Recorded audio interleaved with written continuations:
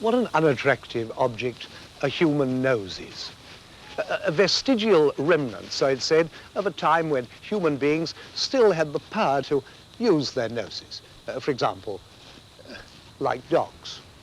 Compared with the olfactory perception of the dog, whose world is made up of beautiful blocks of smell, our own noses are about as clumsy as clubs. But noses, even of human beings, can be educated. These are no ordinary noses. These are career noses. These are cultivated noses. Noses at a smells factory in South Ruislip, a place which a schoolboy might call Stinks Laboratory.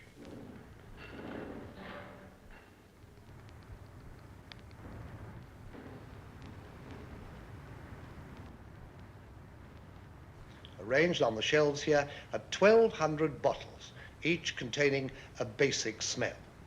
In addition, there are another 12,909 bottles containing mixtures made out of the basic substances. And there are noses here who claim that they can recognize any one of them.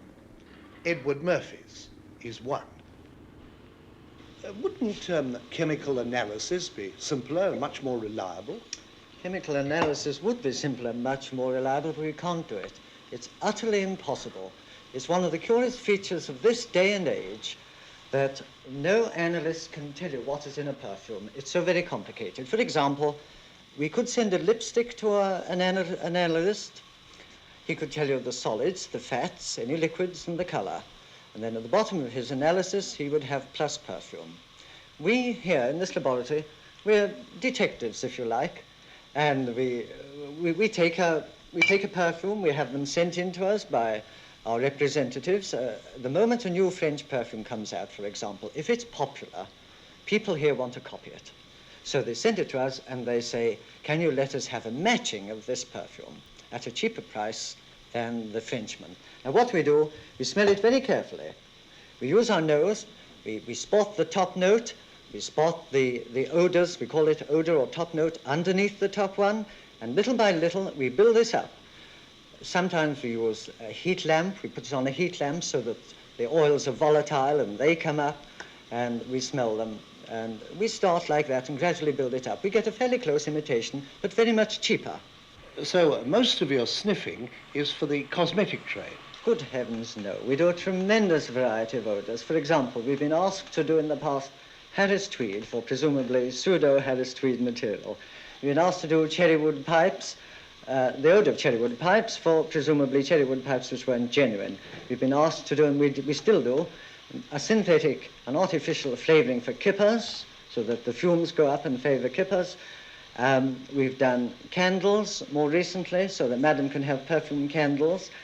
We've come into the car industry where they can make leather, or rather plastic material look like leather, but it doesn't smell like leather. So we come in there and we provide the odour of leather.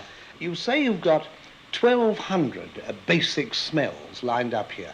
Is that a complete list of smells between heaven and earth? Oh, no. I mean, many of our competitors probably have 1,200 smells. They will be all different, I can tell you that, everyone.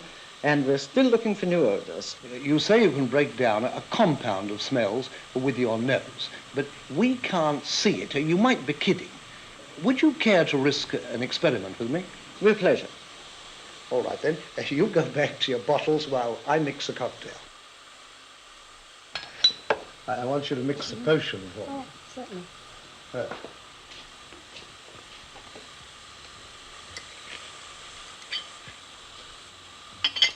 Citronella, that's as good a thing to start with as any. Well, now let's have a little bit of, it's got alcohol in it, phenyl ethyl alcohol. So what about some of this stuff? It looks like a bottle of poison. Let's have some of that phenyl.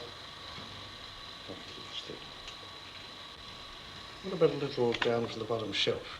Right. We haven't had anything out of a tin yet, have we?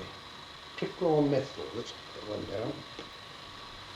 How many is that? That's 5. Well, let's have just a dash of that for luck. Adenol. It's easy to spell. You got it in the bottle.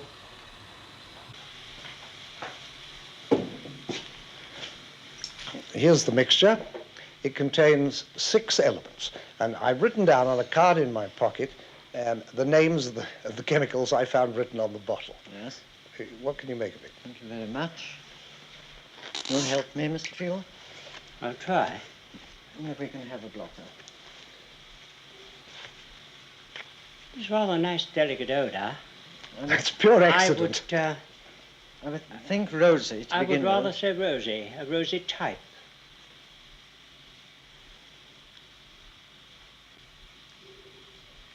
Geraniol or geranium or geraniol? No, geraniol. Geraniol? I should say geraniol.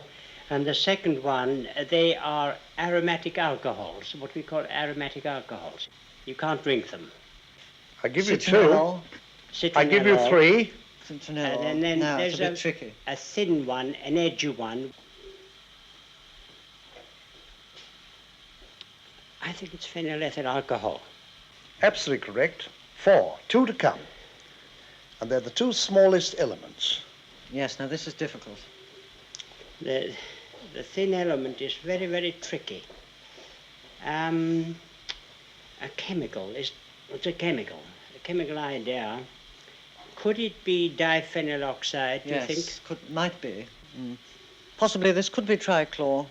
Could be trichlor. Trichlor. Is it? Correct. Trichlor. Now you've got one of which there's a very small element indeed left, but you're dead on for 5. Well, I can tell you that the last element represents only 1 in 30 of the rest. 1 in 30. That's going to be very tricky. 1 in 30. Well, I would say it's a fixator. I would say it was phenylethyl alcohol if I had to have a shot. No. For the last one, I should then call it the fixator. I would put it as a binder. I would call it adenol. You're quite right. All 6. I wouldn't have correct. known, no.